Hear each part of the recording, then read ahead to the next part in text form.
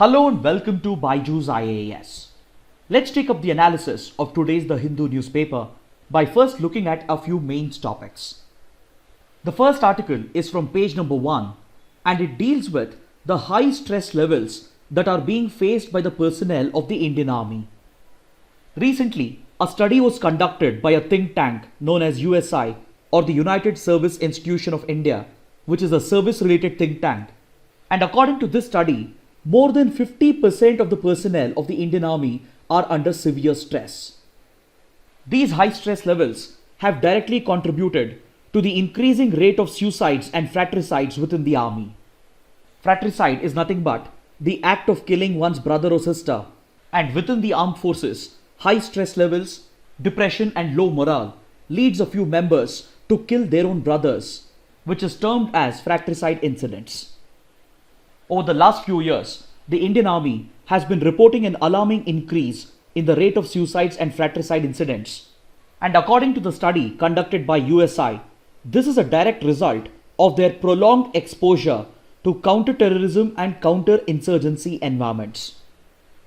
When soldiers of the Indian Army are deployed for prolonged periods in areas affected by terrorism and insurgency, they are bound to experience a significant exposure to large-scale violence, frequent killings, and along with that, the nature of their duties and the remoteness of the region that they are deployed into makes them experience a lot of hardships.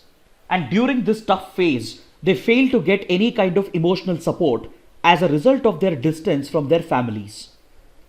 When humans are exposed to prolonged periods of violence and killings, and soldiers in particular, when they are involved in killing terrorists and insurgents, and along with this, the hardships they face and the lack of emotional support makes them suffer from a recognized medical condition known as PTSD or post-traumatic stress disorder.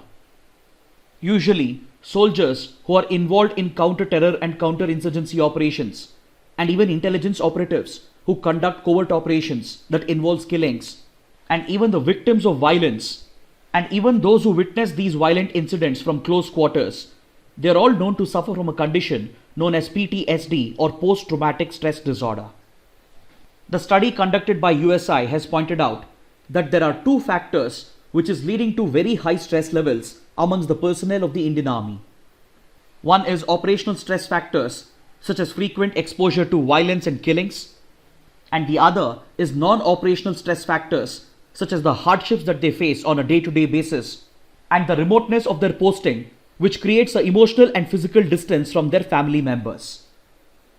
Upon this, even service-related issues such as poor pay, lack of promotion, lack of recognition and benefits, or even witnessing rampant corruption within the forces lowers the morale and the motivation of the soldiers, and this also becomes one of the non-operational stress factors. The study has also shown that there is a clear hierarchical difference with regard to the extent of stress that is being experienced by higher ranking officers and lower ranking officers.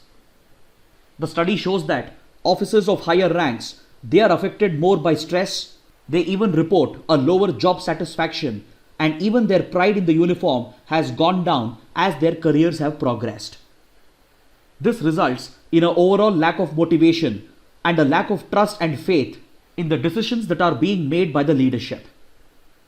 On the other hand, lower ranked officers such as JCOs report experiencing lower stress levels, and they also report a higher level of job satisfaction and a greater pride in the uniform.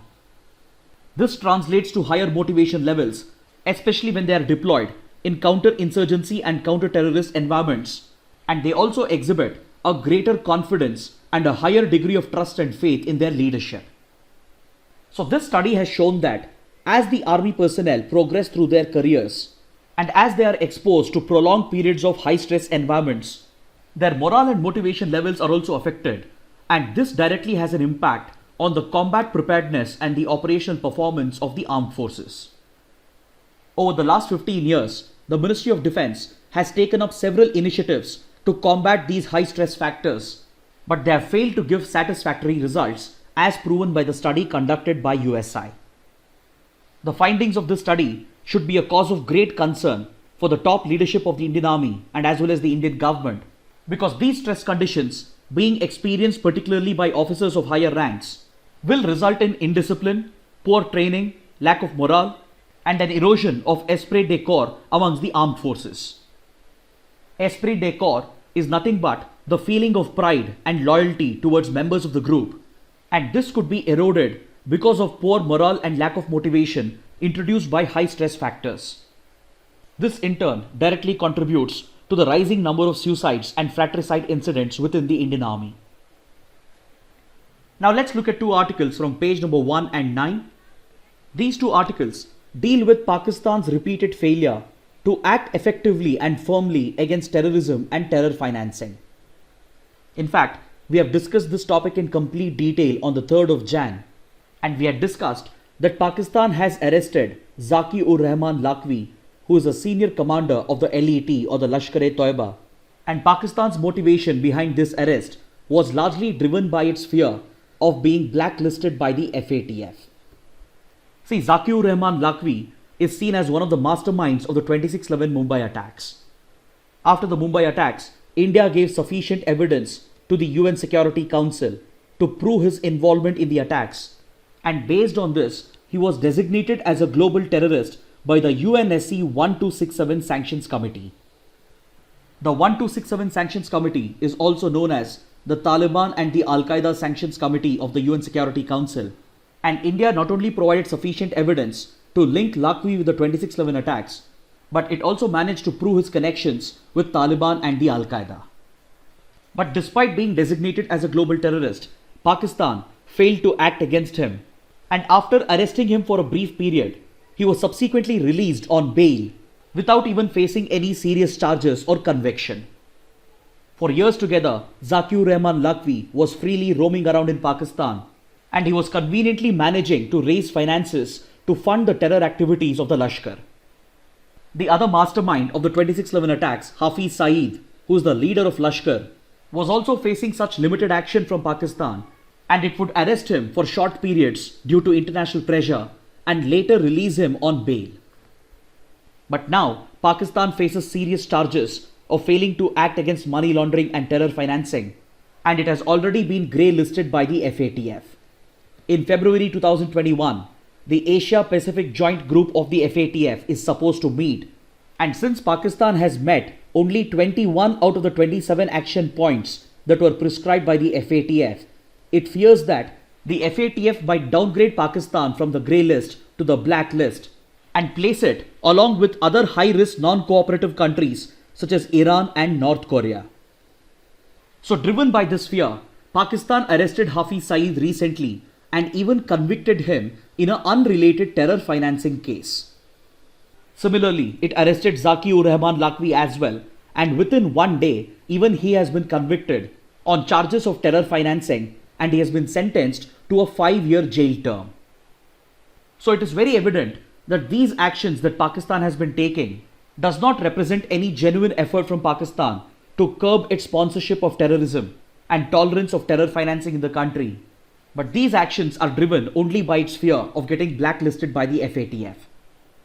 So India has called the conviction of Zaki-ur-Rahman Lakhvi as a farcical action taken by Pakistan just to escape the penalties from FATF, and it has called upon the international community to exert greater diplomatic pressure on Pakistan to end its state sponsorship of terrorism.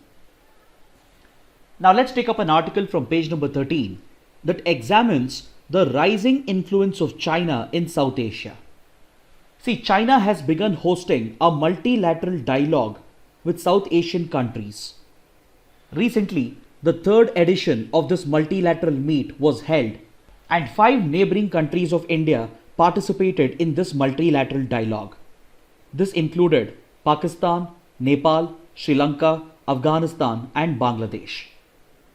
During this meet, reportedly, China has offered assistance to these 5 countries in combating the COVID-19 pandemic, and have even discussed several areas of economic cooperation, including poverty alleviation, improving trade and commerce, and improving connectivity between them through roads, railways, and ports. Interestingly, India, Bhutan, and Maldives did not participate in the 3rd edition of this multilateral meet, and this clearly points out how the rising influence of China in South Asia affects Indian interests in the region.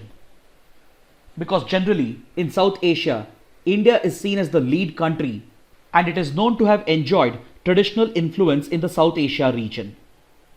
Apart from its hostile relationship with Pakistan, India has traditionally enjoyed close relations with the other countries of South Asia, and it has always been the key provider of assistance to countries such as Nepal, Sri Lanka, Afghanistan, Bangladesh, and even for Bhutan and Maldives. But over the last couple of decades, China has made strategic investments in these countries that neighbor India, and it has been able to build strong political, economic, and strategic relations with these countries.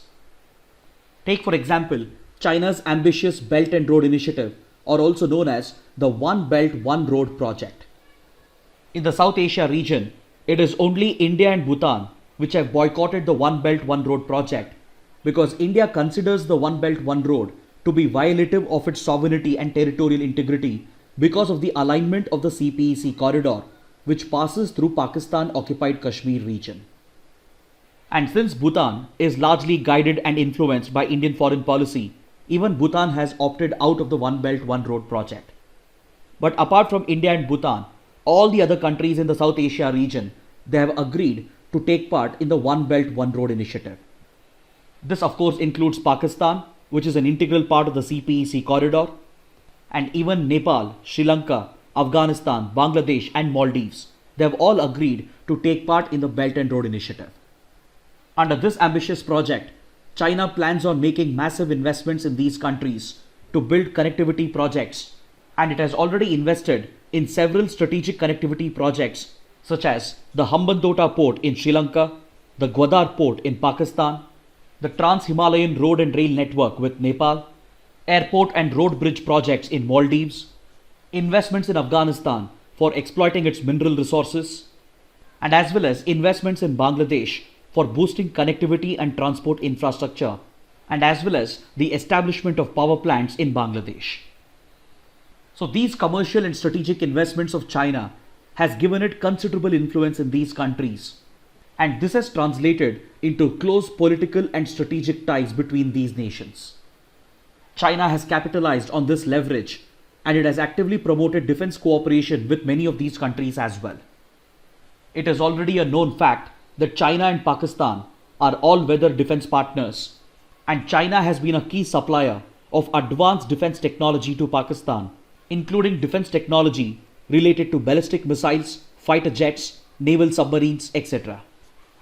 Then with Nepal, China has stepped up its defense cooperation, and they even conduct a joint military exercise known as Sagarmatha.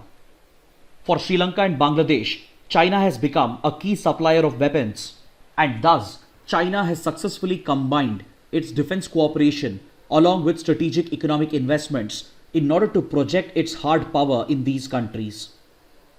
Of late, China has even started projecting its soft power influence in South Asian countries, and it has been trying to tap the Buddhist heritage in countries such as Nepal and Sri Lanka, and it is also looking to promote the learning of Mandarin language by funding schools in these South Asian countries.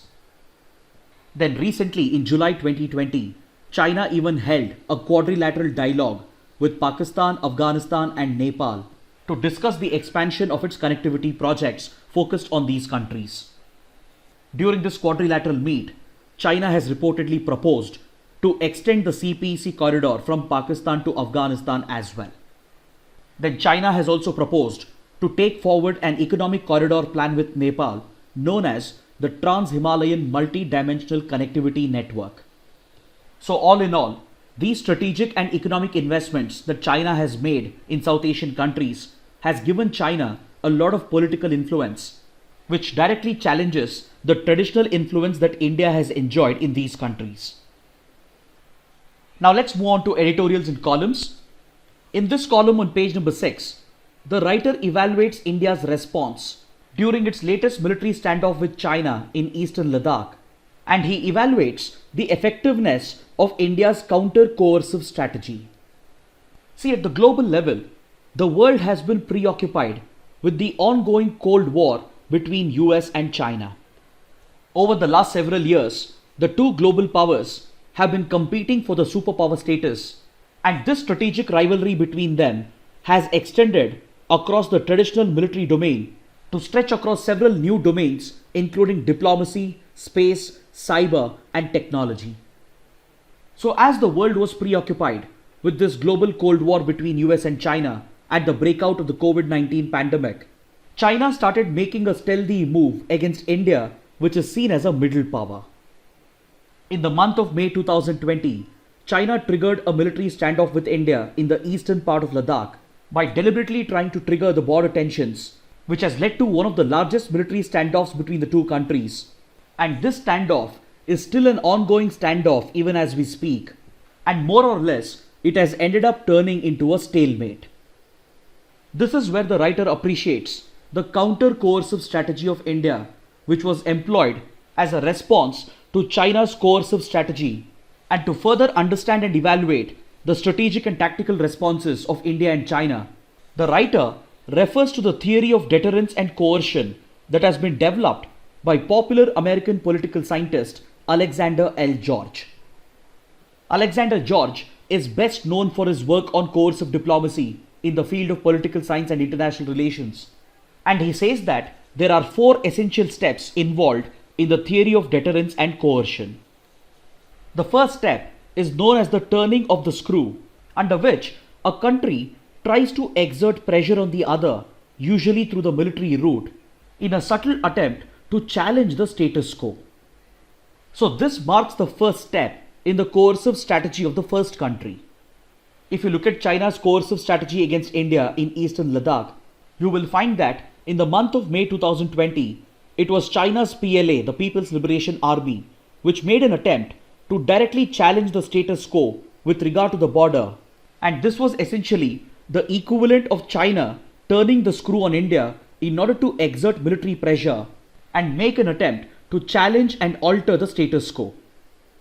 Once the Chinese troops carried out deep incursions into territory claimed by India, China swiftly began to mobilize more troops along the border as a part of its second coercive step, which is to try and see.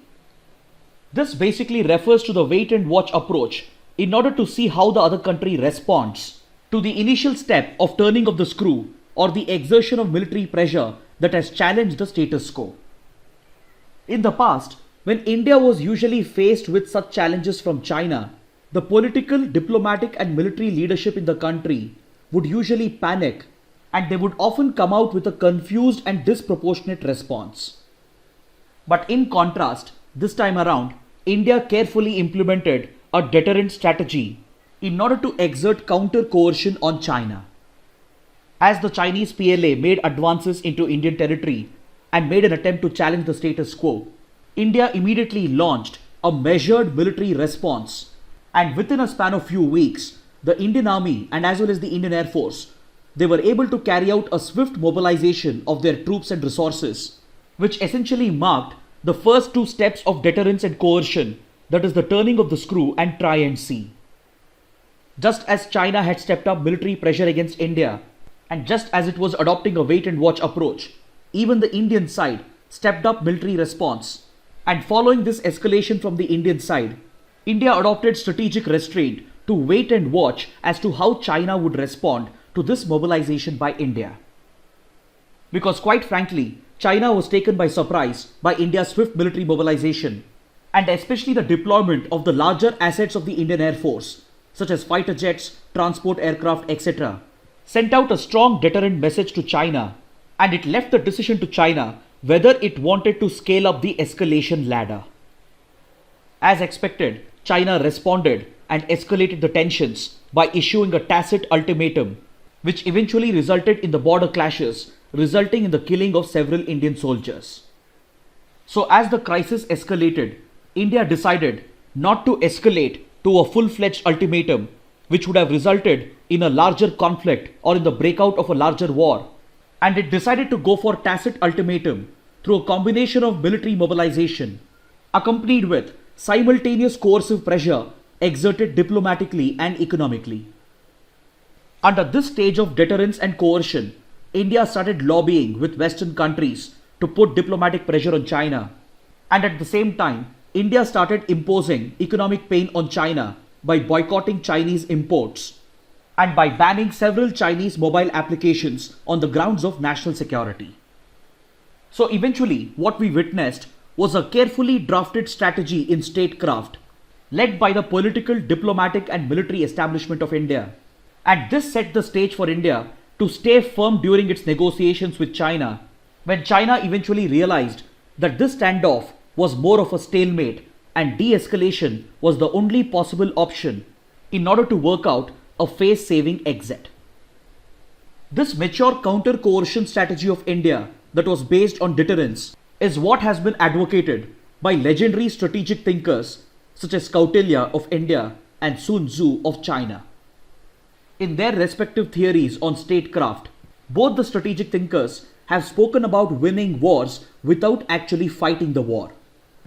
This strategy is essentially based on effective implementation of coercion, deterrence and counter-coercion, and China in particular seems to have mastered this strategy, which is popularly referred to as the salami slicing technique of China by Western experts.